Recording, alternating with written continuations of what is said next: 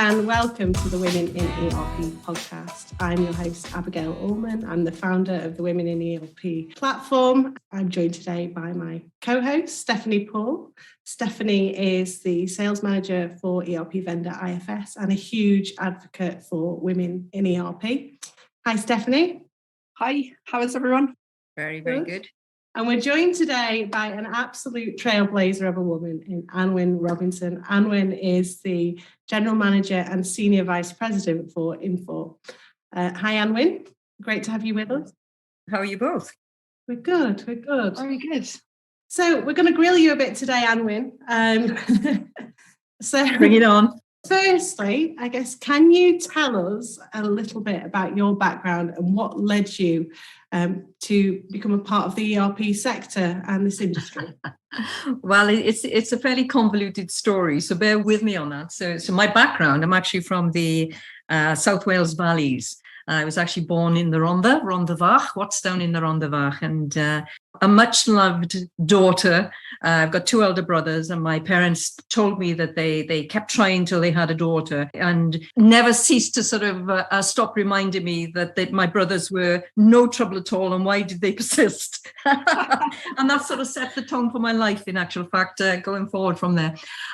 So I grew up in the Valleys itself.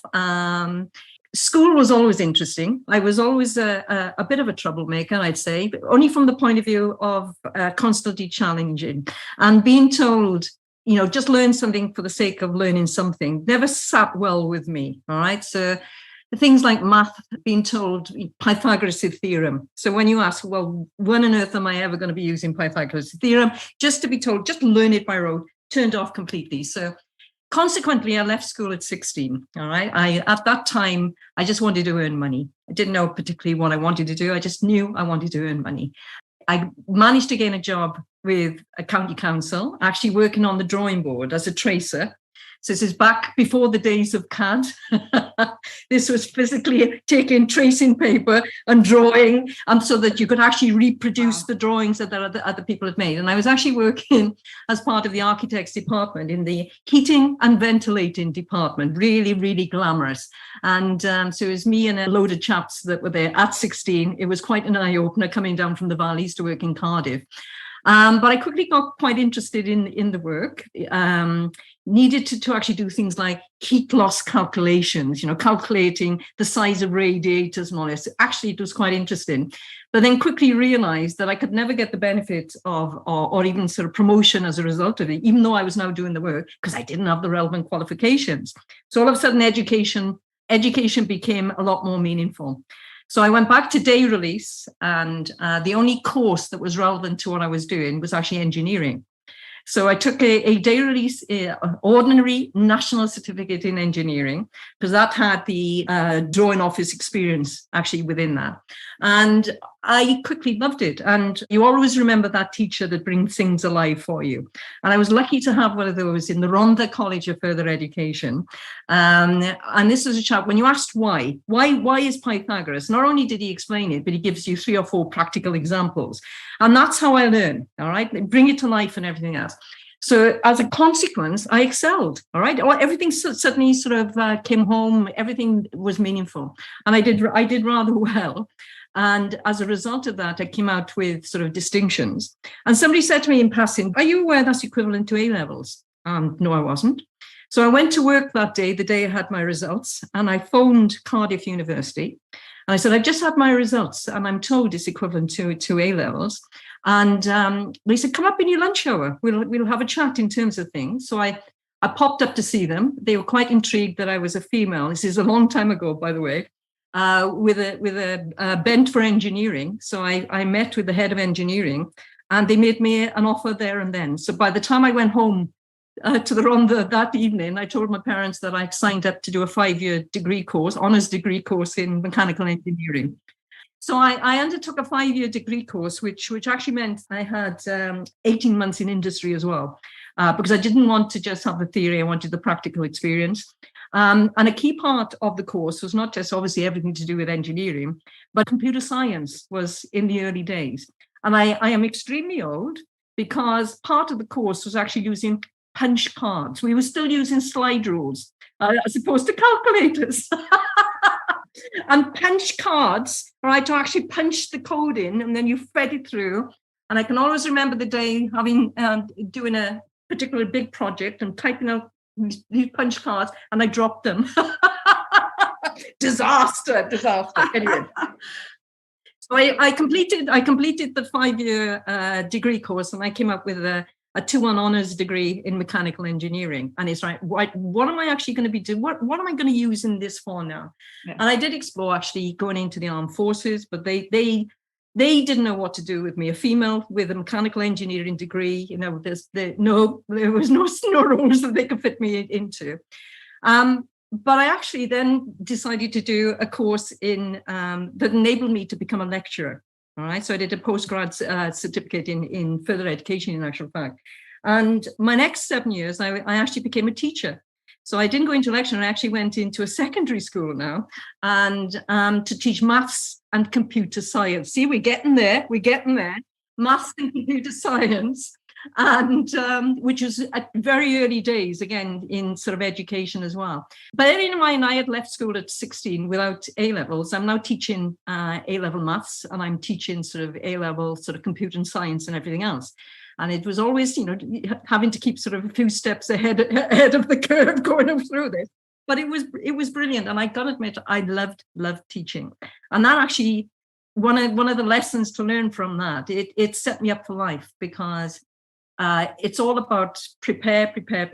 Make sure you have, you know, very, very strong preparation. Make sure you can deliver a compelling lesson to sometimes an audience that's not very willing to receive things. Make sure they understand the message that you're actually giving, and you know, checking that they can actually deliver it back to you at the end of the day. And in actual fact, that set me up for life. So every job I've done, I've just applied the same principles. I can imagine. It's like having a little team, isn't it? So I taught for 8 years in actual fact, but this is when I hit a low point in my life, in actual fact. And I got married during this time. My marriage had broken up, and it was a pretty low point in my life. So I needed to earn more money. I'm a single person now, needed to go out there, get a mortgage by myself and everything else. And the further up you go in teaching, the further away you get from the teaching as well. It became very administrative. So I decided, in actual fact, this was the time for me to leave. And it was a company based in Cardiff, in actual fact, who were looking for somebody with a background in engineering, a background in computing, a proven salesperson. And I thought, well, anybody can sell, obviously. And they were developing a software product to sell to consulting engineers, so a project costing and billing solution. So I actually joined them and worked with them to actually help him with the actual sort of the development, and then was the first person to go out there and sell the solution to consultant engineers. Stayed with them for 9 years, and we became the leading provider of project costing and billing solutions to consultant engineers in the UK. So it was sort of that was sort of brought me into it. So I'm still not in ERP yet. I'm getting there. But this is my introduction now into sort of selling software solutions. And interestingly, I was there for 9 years, and during that time, there was a female managing director was appointed. Needed to have a new sales director. I put myself forward for that. And interestingly, I was told, no, being a female managing director, she needed to have a male sales director. Wow. Can you imagine that in this day and age with everything there? But she assumed I would just sit back and accept that. And I was not prepared to accept that. So I resigned on the spot. Didn't have a job to go to, but I was quite confident in terms of where I was. And that then took me on, and I actually then moved into business analytics, in actual fact. So I actually worked for Cognos, and that gave me international experience. And I went on to work for Hyperion, again, sort of international experience. And then I came back and joined a company based in Bristol called Aggresso Software. Now, you might not be familiar with Aggresso. So this is a company that was founded in Scandinavia, originally in Norway. Joined them as a salesperson. They were then acquired by Unit 4 Business Software in around about 2000. And that became the journey, my next journey that I actually went on. And this now takes you into sort of the ERP world, the true sort of ERP world from there. So I was with Unit 4, Aggresso Unit 4 Business Software. They were acquired by Unit 4 for 18 and a half years, in actual fact. So I started as a salesperson. And I finished up during that time, managing director, and then moved on to a corporate sort of role, setting up the global partner ecosystem. So that gave me my full sort of remit of the career right the way through that. And since then, I've just been, moving on to interesting roles from there. Brilliant. I'm just like, wow, you've shoehorned your way in and then you've stuck with it for so long and just got yourself. Yeah, but there's lots of compromises you make along the way. All right. There's lots of decisions. There's one door closes and you have to sort of be brave and push open sort of the next doors to take it forward from there. So it's been challenging. It hasn't all been sort of roses along the way. There have been compromises. There have been mistakes that have been made. But I'm a great believer that you should be kind to yourself. If you make mistakes, learn from those mistakes, all right? But be kind to yourself. Don't beat yourself up. Learn from it, move on, and just make sure that you don't repeat those mistakes in the future. Such good advice. Such good advice. So do you think as a woman, you found your path to the top particularly challenging? You mentioned that previous role where she hired a male over you. Has being a woman hindered you at all, or you found it an advantage? Oh, it's always an advantage. I think we've definitely got assets. I think we can empathise, not the the right assets I'm talking about here now, that we can apply. And one thing I think we're great at. I don't take myself seriously. I take my roles very, very seriously. All right, I'm a great believer in the power of humour. I'm a great believer in the power of empathy, that people should remain humble, but be true, be authentic. And I sometimes feel that when women in particular, I think, are appointed, sort of, they feel they have to then take on the persona of a male. Yeah. And actually, I'd say early on, I probably did make those types of mistakes, and I realized actually you don't need to do that.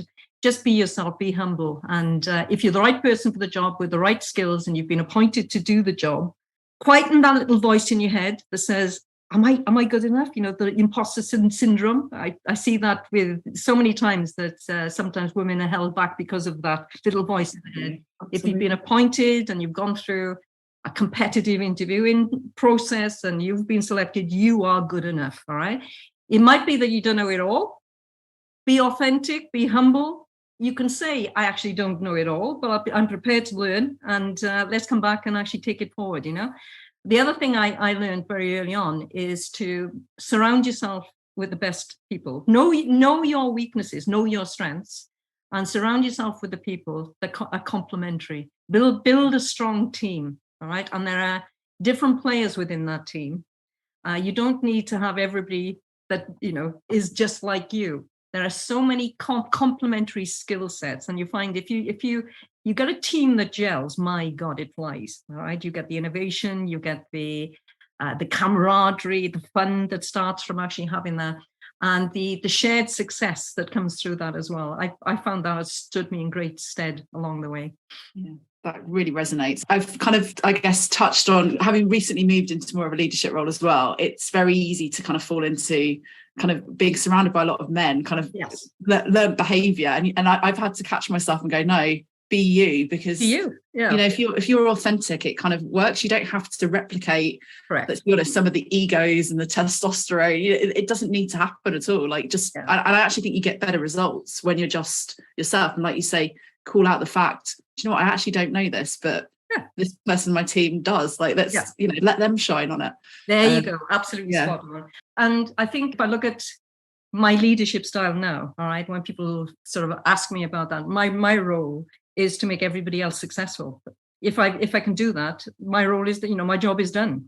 Because if everybody else is succeeding, if you've got a clear strategy and you're actually supporting everybody to understand the role that they have to play in delivering that strategy, because everybody needs to have clarity. I don't believe anybody comes to work, Everybody wants to do a good job at the end of the day. And that comes from making sure that they have a real understanding and clarity of what that role and how they can achieve it, and then support them to do that as well. Mm-hmm. And so if I can achieve that, then I can go off into the sunset and my job is done. That's great. We're all familiar with the stats on women sort of leaving the workforce at a certain point. So how have you managed to have a glowing, fantastic career and also raise a family too? You have a daughter, I believe. Yeah. Also do, yes. How have you managed to do that? Because that's like the ultimate, you haven't dropped out, you sort of got to that point and continued. How do we do that? It's challenging. It is absolutely challenging. And you do have to make sacrifices along the way. All right. I was lucky enough. I had my daughter probably slightly later. So I was early 30s when I had my daughter. So my career was already sort of well underway.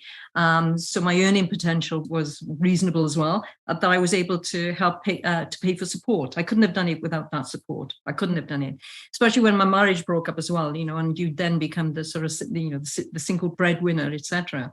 Having that support infrastructure to allow you to do these things, you have to make those sacrifices sometimes, and it's very, very unfair. Not everybody can do that. So I do sympathize with it. Funnily enough, I think the pandemic has actually proven that you don't have to conform to the standard 9 to 5 working hours. I think that's proven to absolutely everyone. And I would never want to go back to the old ways of doing things. There's so many benefits from it. But I think that probably women have also benefited hugely from that as well, because you can balance the work, the life side of things. Who's to say, if somebody wants to do a particular role in the middle of the night, then fine. Providing you've set clear objectives and people know how they're being measured, who cares when the role is actually undertaken, if it's actually achieving what's required? So I think it's...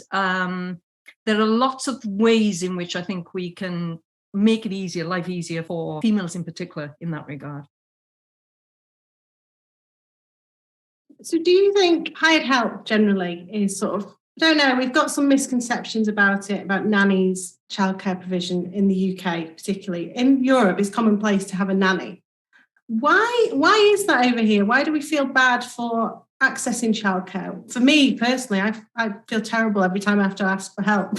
Yeah. Why is that? Why are we programmed that way? Why do you think?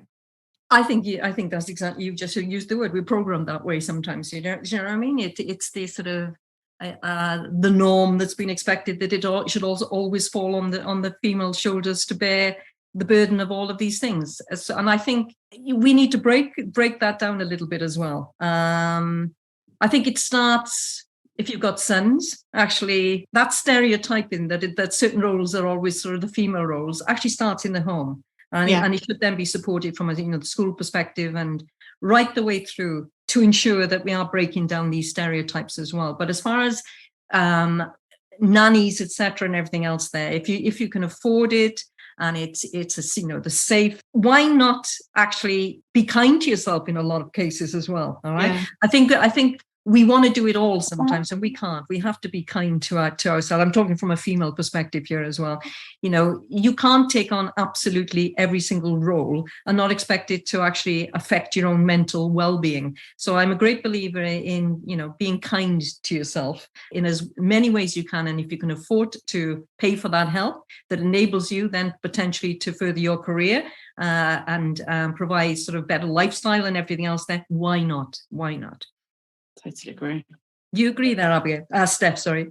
Yeah, no, I totally agree. If you've got the resources to do it, like you say, programmed or kind of, it's learned behaviour, isn't it? My mum stayed at home, for instance, so it's exactly what my mother did as well.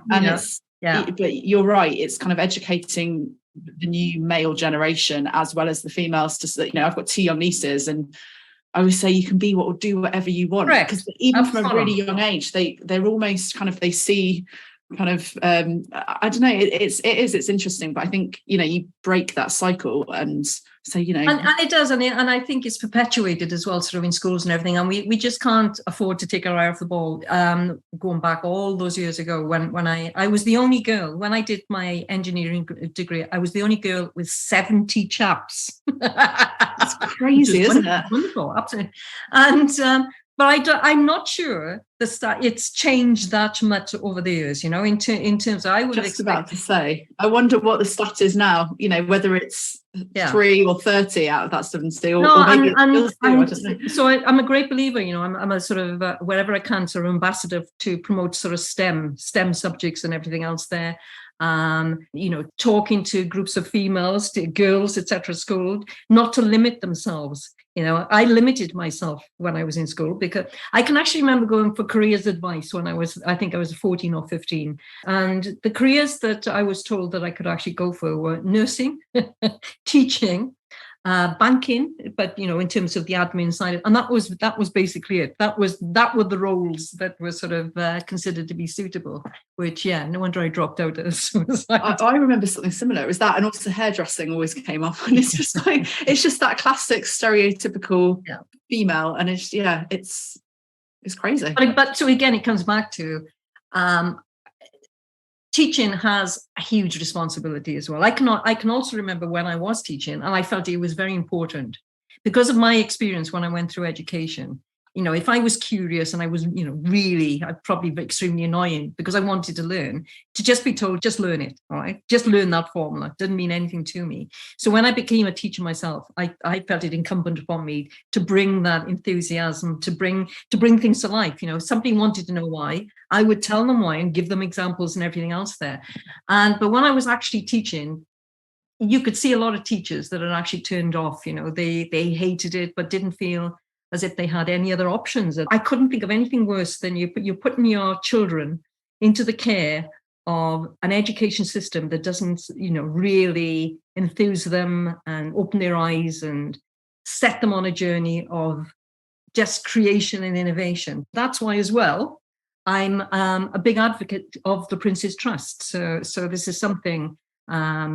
Each company that I've run now, the third company I've run, I've actually sort of signed that company up to the Prince's Trust, because I think they do some fantastic work where you've got youth who have gone through the system like I did, all right, but were not best served or whatever, have come out through it and now want to make something of themselves but don't know where to go. That's where the trust actually comes in. So it's a fantastic organization.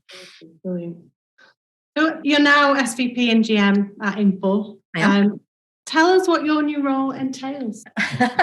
So I joined Infor in March of last year. So coming in, my role was to make sure there was absolute clarity in terms of the you know, what our strategy is, what our focus is, how we're going to be driving growth. Infor a global organization, so making sure that everything was aligned behind the global strategy, but making sure from a UK and Ireland perspective that the key requirements that we needed were aligned within that. So bringing that clarity to the strategy was the first step. Then sort of making sure that I had the right people doing the right things at the right time. So there was a big reorganization that we've undertaken to align behind it. And then making sure that obviously I set a clear strategy, roll out the objectives, and then make sure I'm supporting our teams to deliver the strategic goals, which is all about business growth at the end of the day. So it's very wide ranging. So full P&L responsibility. But I love it. I love using all the sort of vast experience I've gained from over the years and coming in and just seeing what needs to be applied and just making sure that everybody is heading in the right direction, doing the right things at the right time. And it's very, very exciting. Steph will probably agree as well. It's a great time to be part of this industry. Absolutely. Absolutely. Many of our listeners dream of reaching to the heights that you're at now. So if you could tell us in one sentence how you did it, how would you one sentence now? I've answered anything with one sentence. How I did? I think you've just got to be brave sometimes. And if I look back over the years, you know, when you reach the point where you have to make decisions, and sometimes it would have been very easy to sort of think, oh, I'm not going to do that or whatever. Sometimes you've just got to be brave, right? And even if you don't know something, as we talked about before, be curious, go out there, find out. Build a strong network, all right? I can't emphasize enough the strength of the network that you build around you. Build strong teams. That will enable you to keep moving forward. and constantly be curious. This world is changing at such a phenomenal pace at the moment. You stand still, you're left behind.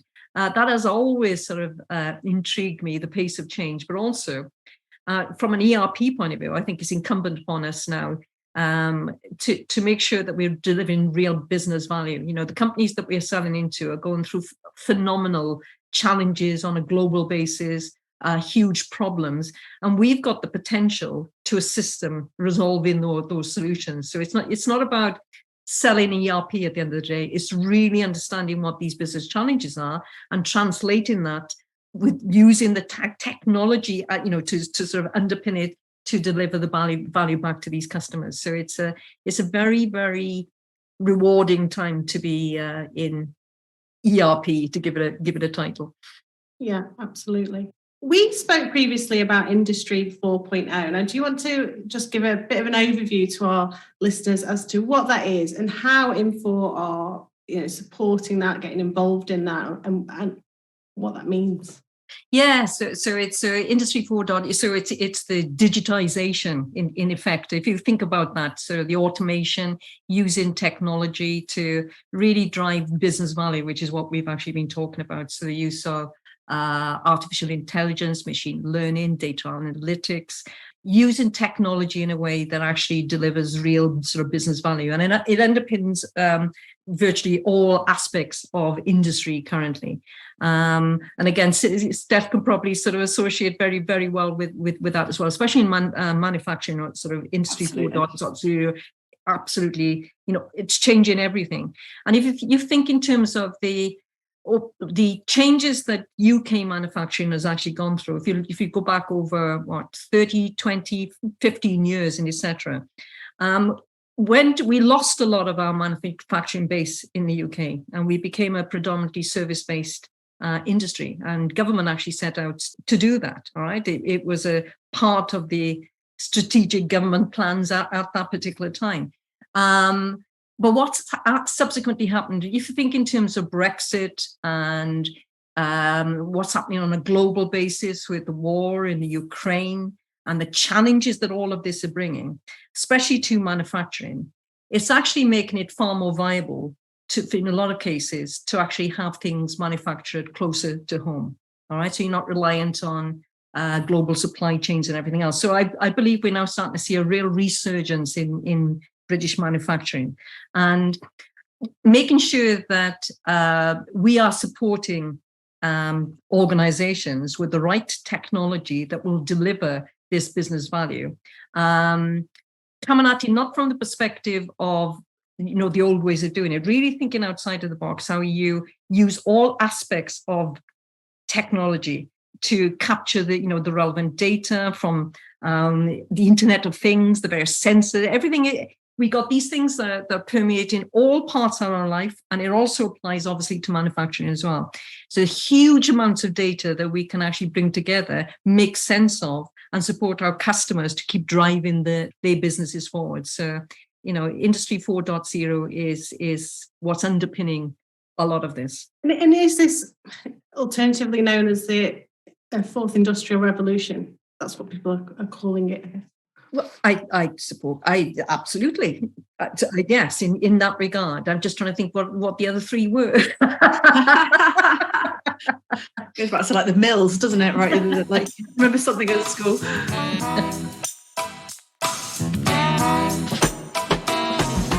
So how can our listeners and we as people support our UK manufacturing industry? How can we help to bring things back on shore?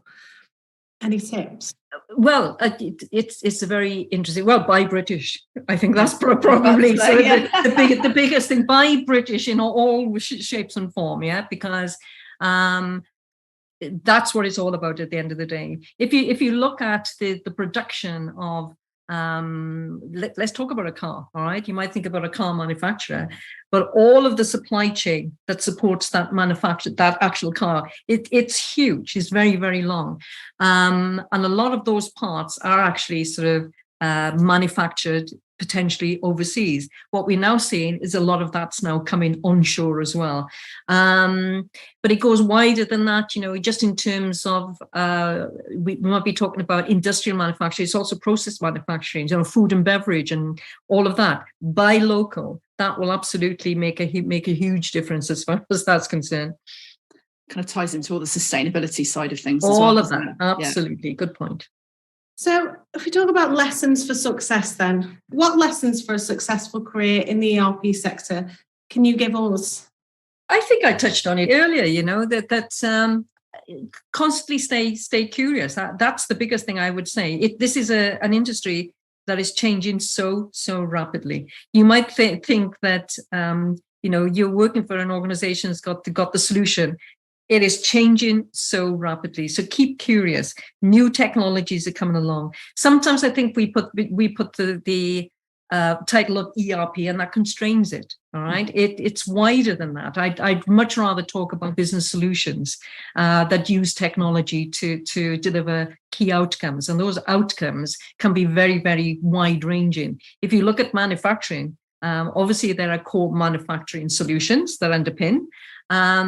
But you also have the supply chain challenges. All of this can be driven and supported by technology. You have data analytics. If you need to really understand where a business is going, you need to analyze data from all of its different sources. And so that's driving different career types. You now need data scientists. You now need to have degrees that are actually coming at it from a different perspective. So we need to be working very closely with academia to ensure that they are actually developing the skills and the courses are supporting what industry actually requires, and it's not sort of really good point 5, 6, 10 years out of date. All right, so it's incumbent upon just stay curious and keep pushing the boundaries. I would absolutely recommend. Never settle for mediocre. All right, always look to sort of push the boundaries of what you're doing in both in life, in all aspects of life, and keep having fun. Absolutely, number one thing. I know you're a mental health advocate, so I'd really like to discuss a little bit around that before we finish, if possible. So I think we've all experienced some level of mental health impact, I guess, over the pandemic and just generally in the workplace. Yeah. Being a woman has particularly impacted that at times. Hugely. How did you become an advocate for mental health sort of well-being? Yeah, I think I mentioned that I reached, I had a point in my life when my marriage broke down and I was unhappy with the role that I was doing. It just felt that I'd reached a particularly low point in my life, all right? And to the extent that I was actually hospitalized at that point in time. It was that low, all right? Really, really bad. And the only way I got through that was by being kind to myself, all right, to start off with. There were lessons that I needed to learn. And when I sat back and looked at what the issues that I was experiencing, I could actually categorize them. There were things that I was worried about that had already happened, and you constantly beat yourself up because of whatever, and you think, okay, those things have happened. Let's draw a line. They've happened. There were things that I were worried about in the future that hadn't happened. So forget about them because they haven't happened. And when you do that, and you then suddenly focus on the here and the now, and these are the things that you can actually do something about. They're within your control. So that enabled me to then sort of start to recover, and I recovered myself. And from there, I know what my trigger points are, all right? I know that I had a great support network around me as well at that point in time. I'm talking, this is a long time ago and everything else there, but it stood me in great stead right the way through. But I also realized the importance of actually talking about it and being able to freely talk about it. And I don't think we do enough of that. And I think women find it easier to talk about mental health in all cases because we we have natural sort of female networks and we talk these things through and everything else. Okay. I think actually it's more of a problem for men. So I am very happy to talk about it. I'm very happy to stand up and not just talk about my experience, but I'm actually, from an Infor point of view, I'm the global executive sponsor for the Infor People Wellbeing, where mental wellbeing is a key part of this as well. And I talk to people, I talk about their experiences, different people have different ways of handling, but I want to break down the stigma around these things. It's okay to not be okay. All right. And sometimes if people have got a broken leg, you can sympathize, but sometimes people can put a brave face on, but you don't know what they're experiencing in the background. And I think if we are just a lot kinder to people, all right, and more supportive and understanding, I think this will be a far better world that we're all living in as well. Absolutely. That's the why I'm very passionate about this. Yeah, I think it's fantastic that you're actually a leader in this field as well, to have had those experiences and be where you are. It shows that no matter how low we all feel at certain times, you can still go. Exactly. Whatever distance you want to go to, you don't need to be held back because of. Yeah. It's kind of the definition of a fantastic role model. And when, like, in terms of, you, like you say, you've been there, and actually look what you can achieve once you kind of are kind to yourself and actually believe in yourself. Absolutely. And believe in yourself. Absolutely. Right. Be brave. Yeah. Fantastic. Thank you so much for joining us, Anwen. We will let you go now. It's been a pleasure. Thanks, both. Thank you. Bye.